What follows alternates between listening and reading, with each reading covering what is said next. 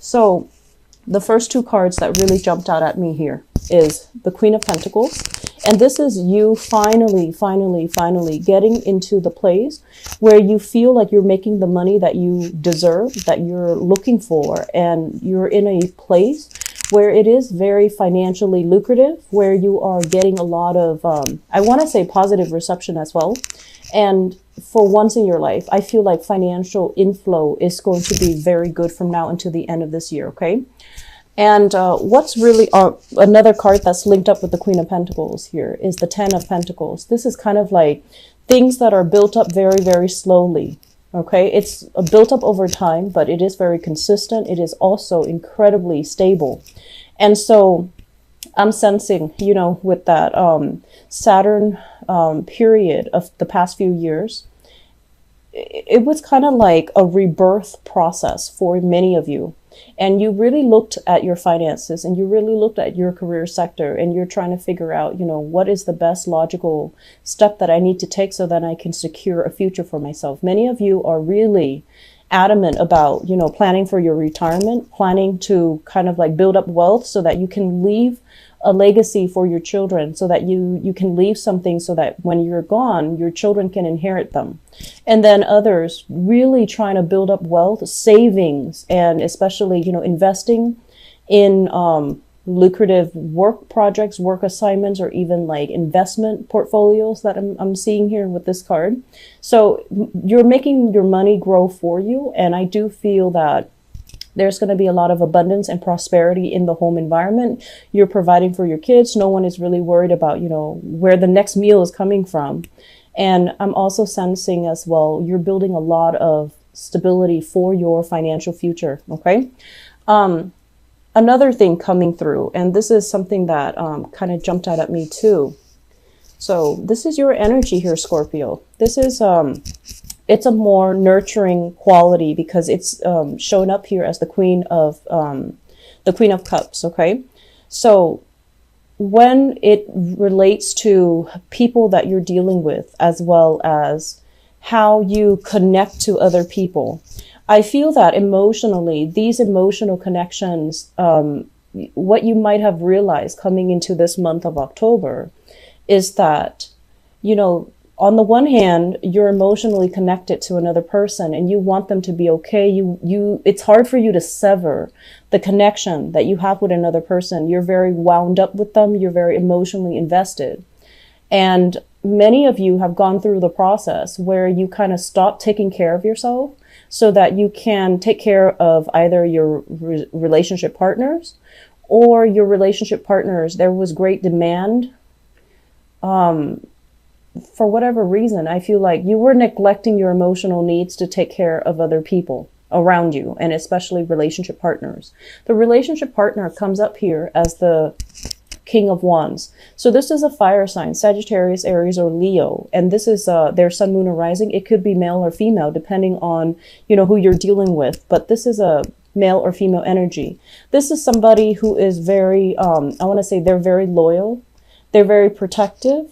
And they really care about you. There's great, intense chemistry related, you know, in the interaction between you and them. But I feel like they're at a point where they're trying to figure things out for themselves. And they're at a point where they're trying to take a next step, a big leap in their financial life, in their career, in their professional life.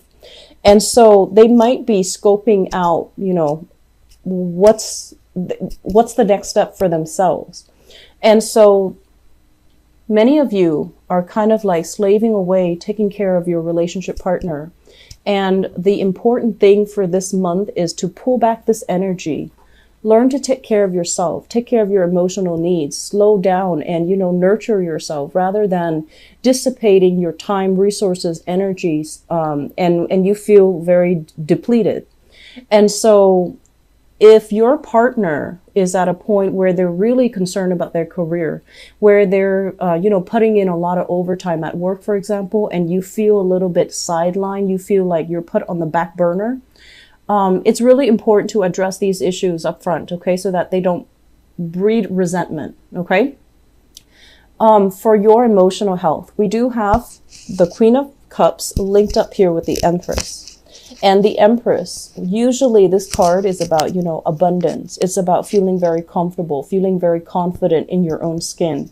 When it shows up in the reverse position, I feel like for many of you professionally, you might be feeling a little bit like, do I have the skills? Do I have the knowledge? Am I capable? So there's a lot of self-doubt coming through for this month, whether or not you have the skills to do something, whether or not you're going to be able to succeed, whether or not things are going to work out in your relationship sector, and whether or not as well, things are going to work out the way you anticipate in the financial sector.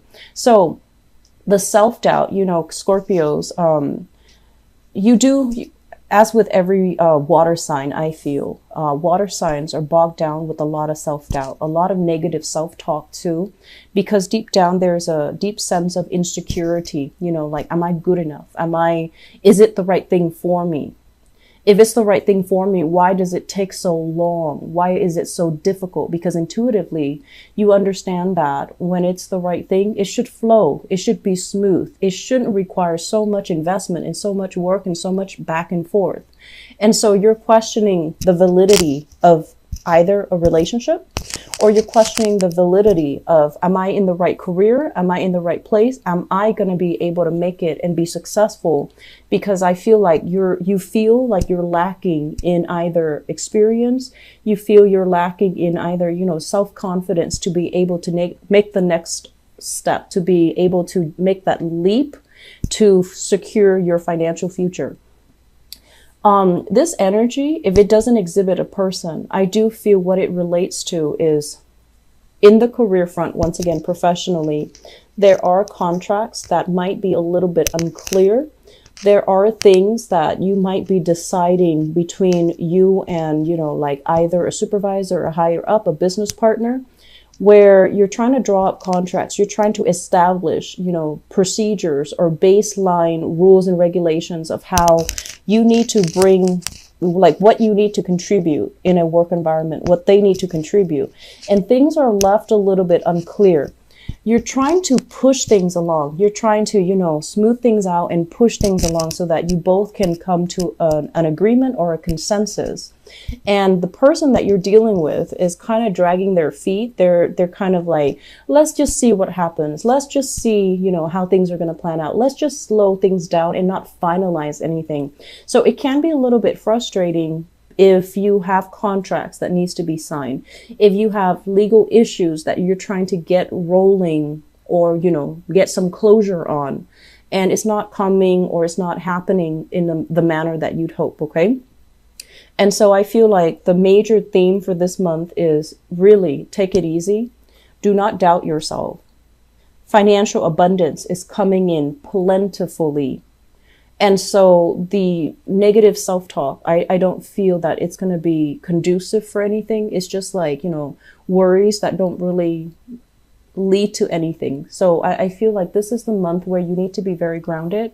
Take care of things one day at a time, one project at a time. Don't anticipate too much. What's going to happen in the future? Are we going to be okay? Is everybody going to be on board? Work as well. I mentioned this last month. You're dealing with very temperamental people. You're dealing with people without a lot of knowledge, without a lot of skills. And it's almost like, it's an environment where the energies are very young. You might be even dealing with young people. The energies are very young. So you feel it's almost like they're lacking in direction. They're competing with each other. And possibly some of you are in a position where you're hiring people and you're trying to decide the best candidate. And I feel like of all the people that are, putting in their candidacy, you're starting to realize that they might not have the necessary skills. So you might not choose any of these options that are on the table. Okay. So if you're like a hiring manager or you're in a position where you're hiring people, taking people on board, you're dealing with people who are young, temperamental, and they might not have enough experience under their belt. And so you're not really sure if you want to spend the time training them or investing in, building them up from scratch and then having them leave once they accumulated the skills. So I feel like there are a lot of things that you're juggling in the works sector, and you're making very, very important decisions that will set you up financially for the next few years or for the next decade even. So I feel like this is a big, big month And the energy is, don't doubt yourself. You know, you have the skills, you have the expertise. You're a very good judge of character. So if these people are coming in and they're trying to get a job from you, or they're trying to curry favor with you, go with the practical choice. Go with somebody that is consistent. So when you train them, you know, you spend the time training them, and the energy and the resources, even if they might be a little bit slow on the uptake, they're still going to be around when you need them, rather than choosing someone who's very dynamic, who's a little bit hot-headed, and then you end up, you know, you train them and then they end up leaving. Okay, they end up flying the nest. I do feel a big element here regarding children. So those of you who have children, so the Queen of Cups with the Page of Cups, this is usually like a family unit, and especially younger people. If you're dealing with younger people, if you have children, there might be some issues as it relates to movement. One person might want to move, like if you have children and you have an ex-partner that you share children with, one person might be thinking about a career change. They might want to change up the living arrangement. They might want to change up, you know, the I want to say like the custody arrangement within the relationship. I feel like this is a point where you need to revisit the situation, and you need to hash things out, or you need to cater to your partner if they want to change things up, or they want to change the terms of the custody. They want, you know, an increase in even child support, or they want to change their location, and they're coming to you and asking you whether or not it's okay, whether or not it's still possible for the two of you to have an arrangement. And I feel like there is a big element here about distance. I'm sensing a lot of distance. You might be very safe and secure and stable where you are right now.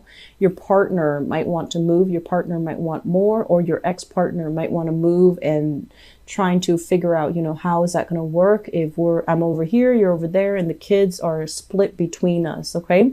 So that's what I feel coming through for you guys. A lot of discussions here, a lot of serious discussions as well. And I feel like just, you know, approach it with a grain of salt. Let the other person talk. You might not get the negotiation going your way if you become hot-headed, or if you become like closed off. Okay. So the important thing is not to feel threatened. And the important thing is to be very grounded and to be very practical with the decisions that you're making, and to, you know, really think about what's best for the children if that's what you're dealing with.